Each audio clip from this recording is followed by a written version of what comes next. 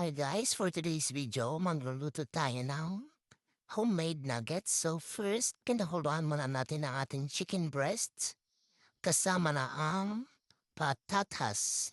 So, kailangan lumambot yung patatas bago hanguin at palamagin.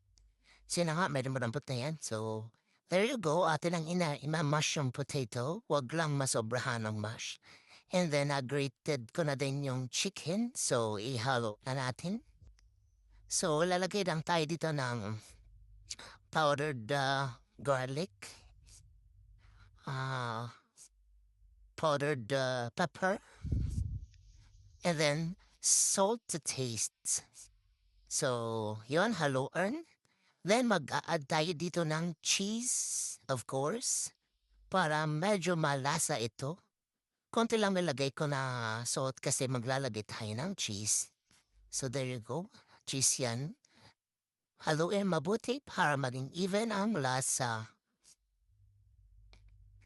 So after niyan, naglagay natin tayo maglalagay tayo ng harina. Mga like 3 tablespoon. Enough na yun para maano lang. Mabilis siyang mag-form. So haluan mabuti. After mahalo, magbasa ng oil sa kamay dahil medyo na ito. So yan. O diba? Parang legit na nuggets na. Actually, marami magagamitan mo talaga siya ng kamay since kami lang naman nagkakain, okay lang. Wala din kasi akong available na gloves pero okay lang hinahugasan man ako ng maigi. So, yan. As you can see, medyo madami akong nagawa. Like around 20 pieces. So, ngayon, i-coat natin first, i-coat muna natin ang harina na may garlic powder at saka pepper at saka konting salt para may lasa pa din. And then, i-dip natin sa egg and then sa breadcrumbs. So, ulit-ulit lang hanggang matapos. Actually, masarap siya. Tinry ko na kasi yan kanina. So, perfect sa panlasa ng nuggets.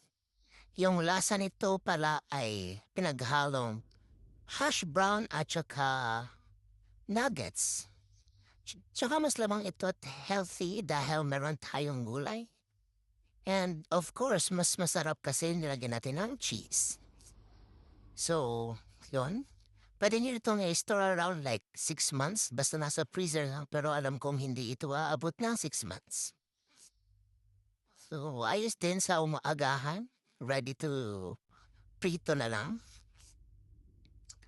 Ayos to din pambaon. So, yan